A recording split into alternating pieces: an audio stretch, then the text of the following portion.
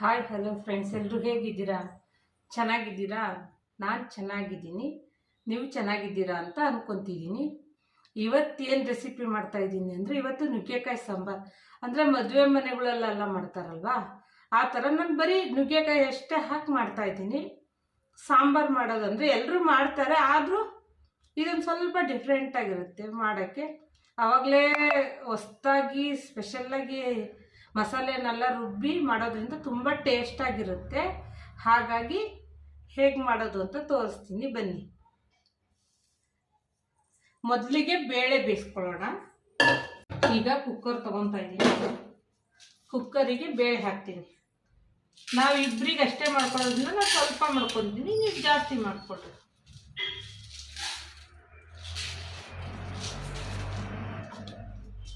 ಇದ್ರ ಜೊತೆಗೆ ಬೆಳ್ಳುಳ್ಳಿ ಹಾಕ್ತಾ ಇದ್ದೀನಿ.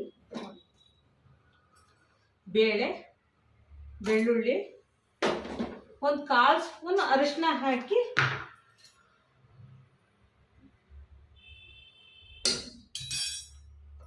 ಇದನ್ನ ಮೆತ್ತಗೆ ಬೇಯಿಸ್ಕೊಳ್ಳೋಣ. ಫಸ್ಟ್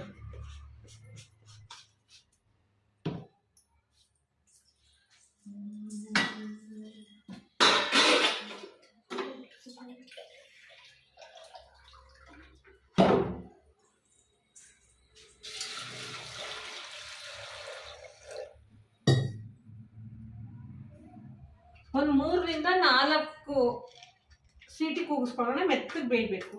ಹಾಗಾಗಿ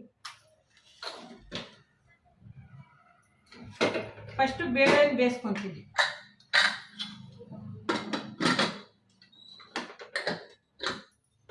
ನಂತರ ನುಗ್ಗೆಕಾಯಿ ತೊಗೊಂಡಿದ್ದೀನಿ. ಈಗ ನುಗ್ಗೆಕಾಯಿನೆಲ್ಲ ಹೆಚ್ಕೊತೀನಿ.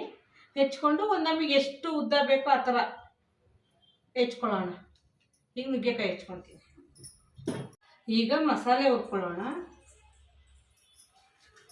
ನಾನು ನುಗ್ಗೆಕಾಯಿ ಜೊತೆಗೆ ಮತ್ತೆ ಮುಳುಗಾಯಿನೂ ಹಾಕಿದ್ದೀನಿ. ಯಾಕಂದರೆ ಈಗ ಒಂದು 2-3 ಥರ ಹಾಕಿದ್ರೆ ತುಂಬ ಚೆನ್ನಾಗಿ ಬರುತ್ತೆ ಸಾಂಬಾರು. ಹಾಗಾಗಿ ನೋಡಿರಿ, ನುಗ್ಗೆಕಾಯಿ ಮತ್ತು ಮುಳುಗಾಯಿ ಹಾಕಿದ್ದೀನಿ ಒಂದೆರಡು. ಮದುವೆ ಮನೆ ಸಾಂಬಾರು ಅಂದರೆ ಎಲ್ಲ ಥರದ ತರಕಾರಿ ಇರುತ್ತೆ. ನಮ್ಮ ಕಡೆ ಅಂತೂ ಎಲ್ಲ ಥರ ಮಿಕ್ಸಾಗಿ ಹಾಕಿರ್ತಾರೆ ಸಾಂಬಾರು. ಹಾಗಾಗಿ ಈಗ ಇದಕ್ಕೆ ಮಸಾಲೆ ಹುರ್ಕೊಳ್ಳೋದು ತೋರಿಸ್ತೀನಿ. ಈಗ ಬಾಣಲಿ ಇಟ್ಟಿದ್ದೀನಿ, ಸ್ವಲ್ಪ ಕಾಯಿಲಿ ಇದು.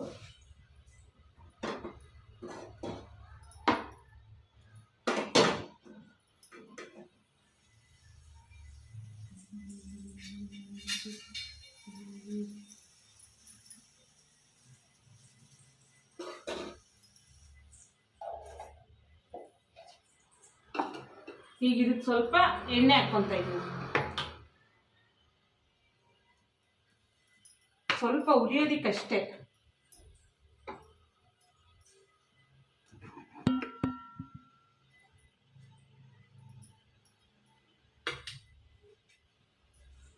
ಇಲ್ಲಿ ಕಡಲೆಬೇಳೆ, ಆಮೇಲೆ ಉದ್ದಿನಬೇಳೆ, ಕಾಳು ಮೆಣಸು, ಜೀರಿಗೆ, ಸೋಂಪು, ಒಂದು ಚಕ್ಕೆ ಪೀಸ್ ಚೂರು, 1-2 ಲವಂಗ ಇಷ್ಟು ತೊಗೊಂಡಿದ್ದೀನಿ. ಈಗ ಇದನ್ನು ಹಾಕ್ತೀನಿ ಫಸ್ಟ್ ಎಣ್ಣೆಗೆ. ಇದ್ರ ಜೊತೆಗೆ ಧನಿಯಾ ಹಾಕ್ತಿದ್ದೀನಿ ನೋಡಿ, ಧನಿಯಾ ಮೆಣಸಿನ್ಕಾಯಿ.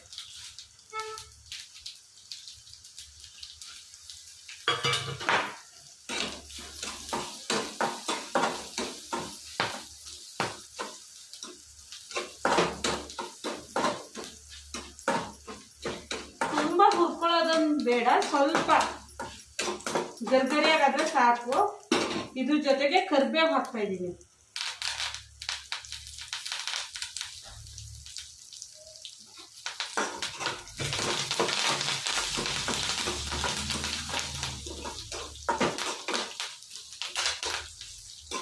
ಮದುವೆ ಮನೆಗಳಿಗೆ ಹೋಗಿಕ್ಕಿದ್ರೆ ಸಾಂಬಾರು ಬರ್ತಾ ಇದ್ರೆ ಗಮ್ಮ ಅಂತ ಸ್ಮೆಲ್ ಬರುತ್ತಲ್ಲ, ಈಗ ರೆಡಿ ಮಾಡಿ ಮಾಡ್ತಾರೆ. ಹಾಗಾಗಿ ಗಮ್ಮ ಅನ್ನತ್ತೆ.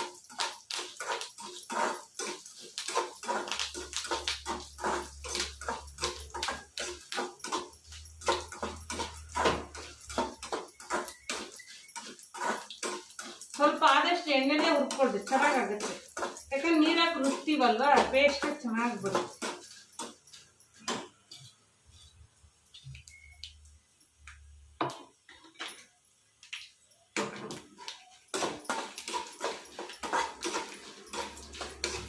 ಈಗ ಇದಾಗಿದೆ, ತೆಗಿತೀನಿ.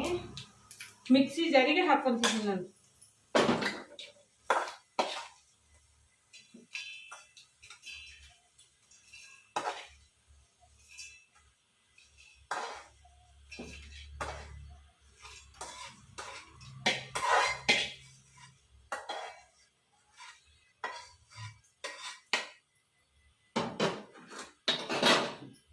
ಇದೊಂದು ಸ್ವಲ್ಪ ತಣ್ಣಗಾಗಲಿ ಮಸಾಲೆ ಪೌಡ್ರ್ ಮಾಡ್ಕೊಳ್ಳೋಣ.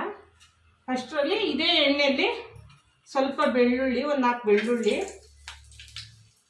ಆಮೇಲೆ 1 ಈರುಳ್ಳಿ ಹಾಕ್ಕೊತಾ ಇದ್ದೀನಿ. ನೀವು ಟೊಮೊಟೊ ಹಾಕ್ಕೊಳ್ಳಿ, ಕೊತ್ತಂಬರಿ ಸೊಪ್ಪಿದ್ರೆ ಕೊತ್ತಂಬರಿ ಸೊಪ್ಪು ಹಾಕಿ, ತುಂಬ ಚೆನ್ನಾಗಿರುತ್ತೆ. ಈ ಥರ ಎಣ್ಣೆನೇ ಹುರ್ಕೊಳ್ರಿ, ಚೆನ್ನಾಗಾಗುತ್ತೆ. ನಾನು ಟೊಮೊಟೊ ತಿನ್ನಲ್ಲ ಅಂದರೆ ನಮ್ಮ ಮನೇಲಿ ತಿನ್ನೋದೇ ಇಲ್ಲ, ಹಾಕಿದ್ರೆ ಮನೇಲಿ ಊಟನೇ ಮಾಡಲ್ಲ, ಹಾಗಾಗಿ ನಾವು ಟೊಮೊಟೊ ಯೂಸ್ ಮಾಡಲ್ಲ. ನೀವು ಟೊಮೊಟೊ ಹಾಕೊಳ್ಳಿ. ಕೊತ್ತಂಬರಿ ಸೊಪ್ಪು ತಿಂತೀನಿ ಅಂದರೆ ಇವತ್ತು ಸದ್ಯಕ್ಕೆ ಖಾಲಿ ಆಗಿದೆ, ಅದಕ್ಕೋಸ್ಕರ. ಇದ್ರ ಜೊತೆಗೆ ಒಣಕೊಬ್ಬರಿ ಹಾಕ್ತಾಯಿದ್ದೀನಿ. ಇದನ್ನು ಎಣ್ಣೆಲೇ ಹುರ್ಕೊಳ್ಳೋಣ, ಸ್ವಲ್ಪ ಹಸಿ ಸ್ಮೆಲ್ ಹೋಗ್ಬೇಕಷ್ಟೇ. ಈಗ ಮಸಾಲೆ ರುಬ್ಕೊಂಡಿದ್ದೀನಿ, ಎಲ್ಲ ತೆಂಗಿನಕಾಯಿ, ಚಕ್ಕೆ, ಲವಂಗ ಎಲ್ಲದ್ರದ್ದು ಮಿಕ್ಸಾಗೆಲ್ಲ ರುಬ್ಕೊಂಡಿದ್ದೀನಿ. ಈಗ ಎಣ್ಣೆ ಹಾಕ್ತಾಯಿದ್ದೀನಿ.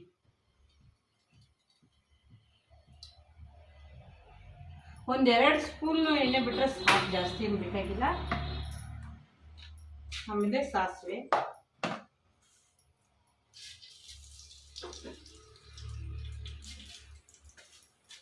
ಒಂಚೂರು ಜೀರಿಗೆ,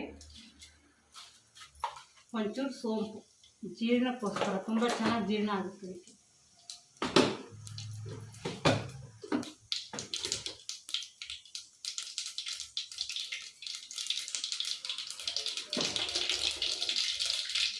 ಈಗ ಕರಿಬೇವು ಹಾಕ್ತಾ ಇದ್ದೀನಿ ಒಗ್ಗರಣೆಗೆ. ಇದಕ್ಕೊಂದು 3ರಿಂದ 4 ಬೆಳ್ಳುಳ್ಳಿ ಜಜ್ಜಿ ಹಾಕಿದ್ದೀನಿ. ಈರುಳ್ಳಿ ಹಾಕ್ಕೊಳ್ತಾ ಇದ್ದೀನಿ.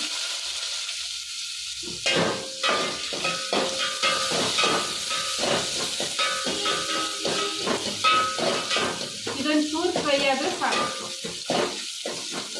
ತುಂಬ ಇದಾಗಬೇಕು ನನಗೇನಿಲ್ಲ. ಈಗ ನುಗ್ಗೆಕಾಯಿ ಮತ್ತು ಮುಳುಗಾಯಿ ಹಾಕ್ತಾ ಇದ್ದೀನಿ. ನೀವು ಒಗ್ಗರಣೆಗೆ ಹಾಕಬೇಕು.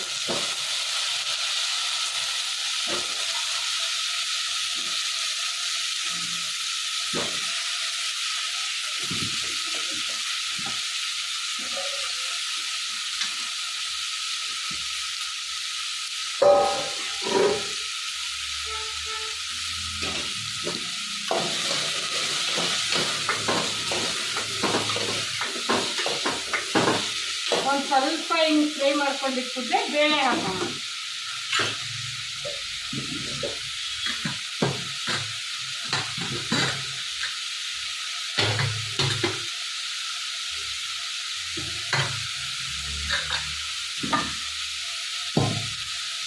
ಫಸ್ಟಿಗೆ ಬೇಳೆಯಲ್ಲಿ ಇರೋ ನೀರನ್ನು ಬಡ್ಕೊತಾ ಇದ್ದೀನಿ.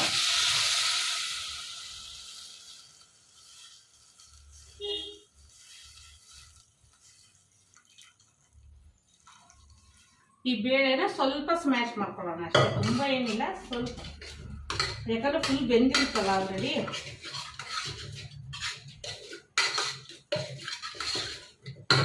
ಇಷ್ಟು ಸಾಕು. ಈಗ ಹಾಕ್ತೀವಿ.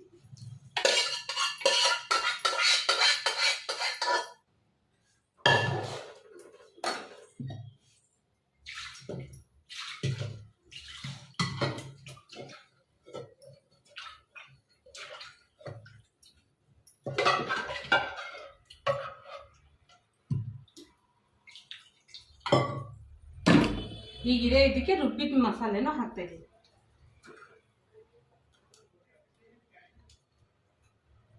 ಈ ಸಾಂಬಾರು ಕುದೀತಾ ಇದ್ರೆ ಒಂದು 4-5 ಮನೆಗಾದ್ರೆ ಸ್ಮೆಲ್ ಹೋಗುತ್ತೆ ನೋಡಿ, ಅಷ್ಟು ಚೆನ್ನಾಗಿರುತ್ತೆ. ಯಾರ ಮನೇಲಿ ನುಗ್ಗೆಕಾಯಿ ಸಾಂಬಾರು ಈ ಥರನೇ ಮಾಡ್ತಾ ಇದ್ದಾರೆ ಅಂತ ಹೇಳ್ಬೋದು, ಆ ಥರ ಇರುತ್ತೆ ಸ್ಮೆಲ್. ಟೇಸ್ಟು ಭಾಳ ತುಂಬ ಚೆನ್ನಾಗಿರುತ್ತೆ.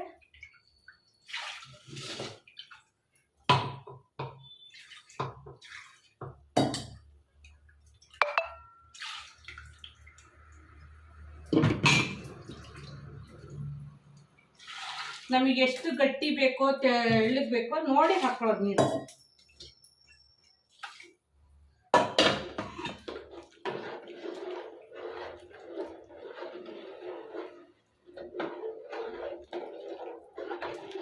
ಚೆಂದ ಮಿಕ್ಸ್ ಮಾಡಿ, ಯಾಕಂದರೆ ಇದು ಹಾಕಿರ್ತೀವಲ್ಲ ಬೇಳೆ ಮತ್ತು ಮಸಾಲೆ ಎಲ್ಲ ಚೆಂದ ಒಂದಕ್ಕೊಂದು ಹೊಂದ್ಕೊಂಡ್ರೆ ತುಂಬ ಚೆನ್ನಾಗಾಗುತ್ತೆ.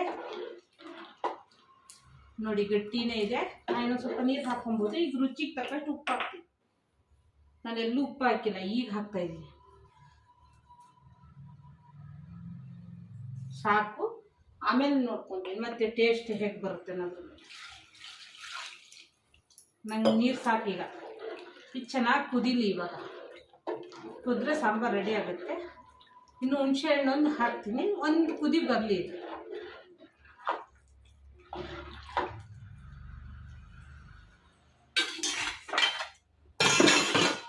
ಸಾಂಬಾರು ಚೆನ್ನಾಗಿ ಕುದೀಲಿ. ಸಾಂಬಾರು ಕುದೀತಾ ಇದೆ ಚೆನ್ನಾಗಿ. ಈಗ ಹುಣಸೆ ರಸ ಹಾಕ್ತಾ ಇದ್ದೀನಿ. ತುಂಬ ಹಾಕಲ್ಲ, ಸ್ವಲ್ಪ ಸಾಕು. ಯಾಕಂದರೆ ಮುಳುಗಾಯಿ ಬೇರೆ ಹಾಕಿದ್ದೀವಲ್ಲ, ಚೂರು ನಾನು ಟೊಮೊಟೊನೂ ಹಾಕಿದ್ವಲ್ಲ, ಹಾಗಾಗಿ ಇದನ್ನು ಹಾಕಿದ್ರೆ ಚೆನ್ನಾಗಾಗುತ್ತೆ.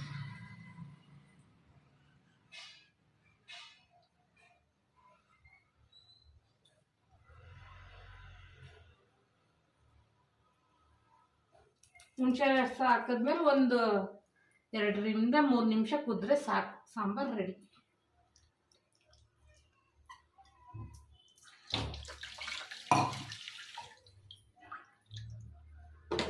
ಇದ್ರ ಘಮಕ್ಕೆ ಮನೆಲ್ಲ ಅಂತಿದೆ ನೋಡಿ.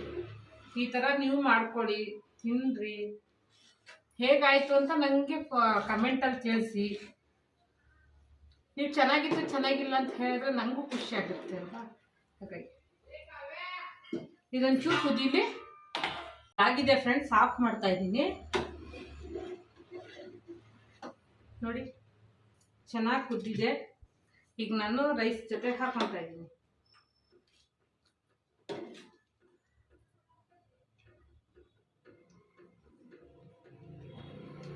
ನಮಗೆ ಗಟ್ಟಿ ಬೇಕು ಅಂದರೆ ಗಟ್ಟಿ ಮಾಡ್ಕೊಬೋದು, ತೆಳ್ಳಗೆ ಬೇಕು ಅಂದರೆ ತೆಳ್ಳಗೆ ಮಾಡ್ಕೊಬೋದು. ನಮ್ಮ ಇಷ್ಟ ಇದಷ್ಟೇ. ಟೇಸ್ಟ್ ಹೇಗಾಗಿದೆ ಅಂತ ಹೇಳ್ತೀನಿ. ತುಂಬ ಚೆನ್ನಾಗಿರುತ್ತೆ, ಮಾತ್ರ ತಿನ್ನೋಕ್ಕೆ ಮಜ್ಜವಾಗಿರುತ್ತೆ ಸಾಂಬಾರು. ನನಗೆ ಬರೀ ಆ ಸ್ಮೆಲ್ ಬರ್ತಾ ಇರೋದು ನೋಡೇ ತಿನ್ಬೇಕು ಅನಿಸ್ತಾ ಇತ್ತು. ಹಾಗೆ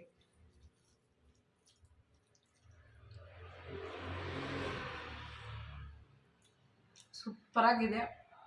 ಇದೇ ರೀತಿ ಮಾಡ್ಕೊಂಡು ತಿನ್ರಿ.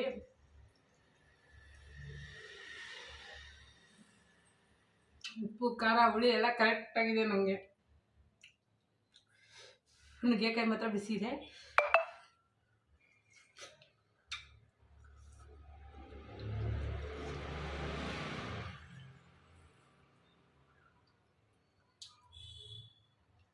ಸೂಪರಾಗಿದೆ ನೋಡಿ. ಅನ್ನ ಖಾಲಿ ಆಗೋದೇ ಗೊತ್ತಾಗಲ್ಲ. ಈ ವಿಡಿಯೋ ಇಷ್ಟ ಆದರೆ ಲೈಕ್ ಮಾಡಿ, ಶೇರ್ ಮಾಡಿ, ಕಮೆಂಟ್ ಮಾಡಿ, ಹಾಗೆ ಸಬ್ಸ್ಕ್ರೈಬ್ ಆಗಿ ಫ್ರೆಂಡ್. ಸಪೋರ್ಟ್ ಮಾಡಿ. ಬಾಯ್.